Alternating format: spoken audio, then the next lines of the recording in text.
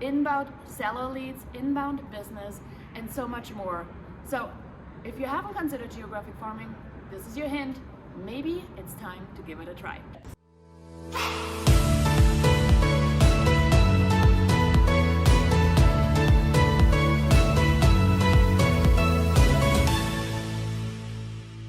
Let's talk calendar marketing. I get asked so many times about my calendars, so I thought, why not make a video and go about all the things I do with calendars, especially at the end of the year. You will find some of it might be repetitive, but let me tell you, there is a reason for all the things I do. So let's dive on in. Before we do, by the way, I'm Janine Sasso, owner and founder of the Hyperlocal Agent, and in this video, I'm gonna dive deep into one specific mailer of mine. Now this is only one, and we have so many more, but this specific one has been a definite staple of my marketing plan. So the calendar that I do is, first up, an EDDM calendar. So I do an every door direct mail calendar that I can send to saturate a geographic area. That's my geographic farm. So for those of you that are new, I love geographic farming. It has built my brand, it has built my business, and it has afforded me a lifestyle that I am absolutely in love with. Inbound seller leads, inbound business, and so much more. So if you haven't considered geographic farming, this is your hint. Maybe it's time to give it a try.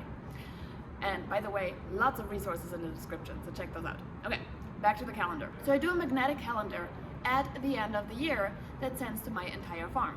These are pretty large pieces. We're talking like a little bit over 11 inches by, I want to say, about 4 1/4. Okay, so they're large.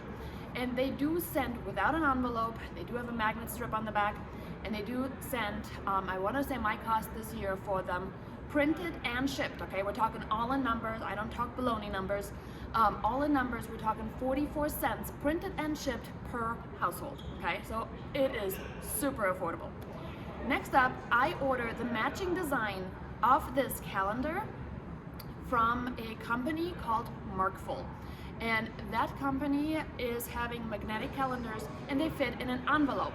Now I order the ones that fit in an envelope that are matching because my clients are not necessarily all on my geographic farm. Many of them have moved away, or they have bought in different cities. So I stick these in an envelope and mail them to them, okay? And it matches, so it keeps the brand cohesive. So those are the two calendar mailings that I do. My sphere gets one that is a little smaller, also magnetic. My farm gets one that is magnetic. Now here is the third calendar that I personally do that sometimes trips people a little up. January of the new year, I typically do a postcard to my sphere that features a calendar of that year. Now that postcard is not magnetic. It is something that they can just simply stick in their junk drawer, something that they can pin to a corkboard, or yes, they may throw it away, which is okay because they have received another magnetic calendar at that point, right? So I just want to make sure that I'm front and center, and getting something that is a calendar has just a long lifespan. So that's why I like it. Do I send too many calendars?